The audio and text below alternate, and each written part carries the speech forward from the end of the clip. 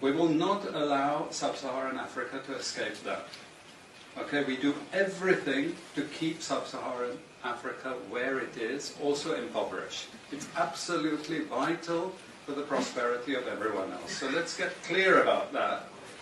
Okay, and this means all the economic structures, all the global institutions, and the economics we teach everyone is all designed to keep Africa exactly where it is. And whether it is Europe or US or now China, it's always the same. We need Africa to be impoverished because we need those raw materials and we need them dirt cheap. Okay, so that's the message. It doesn't mean to say that there's nothing Africans can do. Of course there is. Okay, but this is the opposition that they're fighting. This is what it's about. Because if Africa does do something different, I assure you living standards of all those in Europe and North America and Asia is going to fall. Okay? And that is a big price to pay. I assure you that the West is not going to allow that without a big fight. Okay, so this is what it's fundamentally about. What I want to show you is how these structures are operating. It's just 20 minutes, so we can't do very much, but just to give you a little bit of an idea. And why I keep the ideology part there is because we are part of the producers of ideology. At universities and academic institutions, we are complicit in this whole enterprise. Okay, so the job of many Western academics is to convince Africans they have to keep doing what they're doing. Okay? And to show them it's your fault that you're poor. It's not our fault. It's your fault that you're poor. You know? So this is what we do in academic institutions, and I want to show that as well. Let me just start. This is what it's basically about, so you know what it's about. But I want to just show you the extent to which Africa is specializing in the production of raw materials and basic agricultural goods. We know the basic forces that have caused this underdevelopment.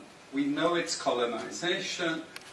I will not discuss that very much because my colleague speaker is going to go into some aspects of this.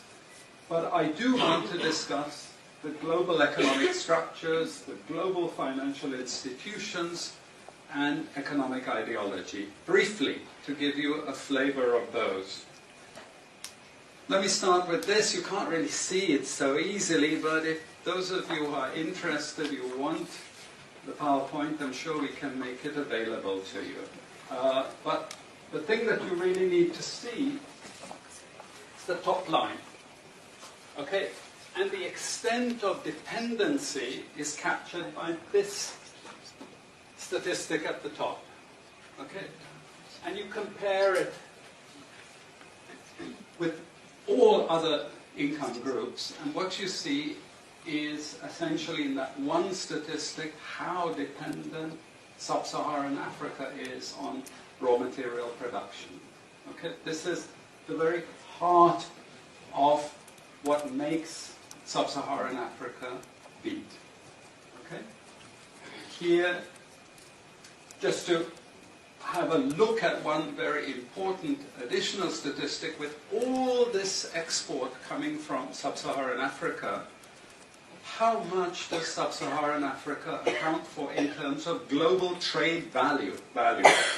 We know there are vast resources coming from there, but look at the bottom line in terms of global trade value. Look at that. 0.5%, 1975, 0.95%, going down to 0.1. To 0.1. Meaning that with all these vast resources being produced, how much are they getting for it? Nothing. Nothing. This is a very significant piece of data. Then I just want to show you what has happened to Sub-Saharan Africa, because what we know, and from all studies, no country ever develops without manufacturing. Okay, producing raw materials will not take you anywhere. Producing basic agricultural goods will not take you anywhere. And let's have a look at how much manufacturing activity takes place in sub-Saharan Africa. We can look over the last 15 odd years, 15, 20 years. And we see manufacturing has actually declined as a percentage of the total. This is percentages of total production in sub-Saharan Africa. How much of it is accounted for by manufacturing? So this figure here is 17% of the total. Most of the rest, when we talk of industry, it includes manufacturing, but the bulk of it is mining. Okay? Raw material extraction. This is the bulk of it. And here we see actually raw material extraction has stayed the same. What has caused industry to fall is the fall in manufacturing production. This is deliberate because we will never, as Western economists, as Western policymakers, we cannot afford to allow Africa to industrialize and start producing manufactures. Okay, so we will do everything to stop that. And I'm going to show you how we actually block that.